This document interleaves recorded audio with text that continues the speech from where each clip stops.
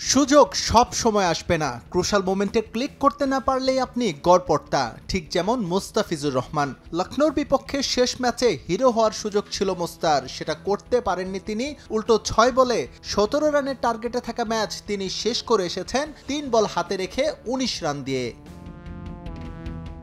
মুস্তাফিজের এমন পারফরমেন্সের পর নিশ্চয়ই চিন্তিত Chennai Super Kings team management. যাকে ভাবা হতো চিপকের মোক্ষম অস্ত্র, সেখানে একেবারে নখরদন্তহীন তিনি।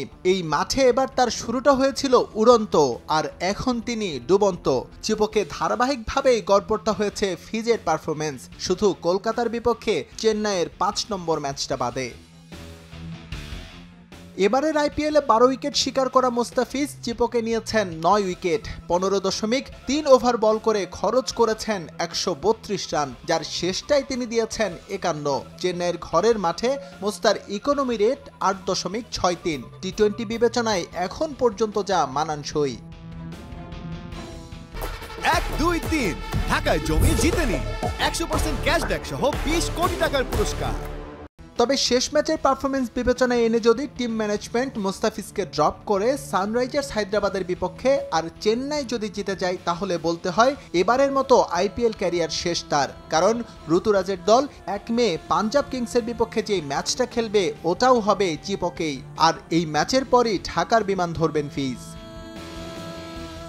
চেন্নাইয়ের বাইরে খেলা মুস্তাফিজের পারফরমেন্স আরও হতাশার। বিশাখাপত্তনম, ওয়াংখেড়ে আর লখনৌতে 3 ম্যাচ খেলে ফিজ দিয়েছেন 145 রান। 12.03 ইকোনমিতে তুলে নিতে পেরেছেন মাত্র 3 উইকেট।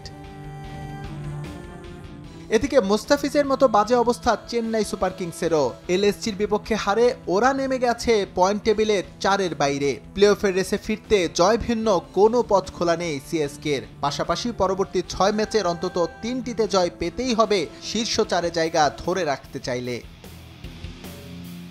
এস এম ইকবাল, সময় সংবাদ।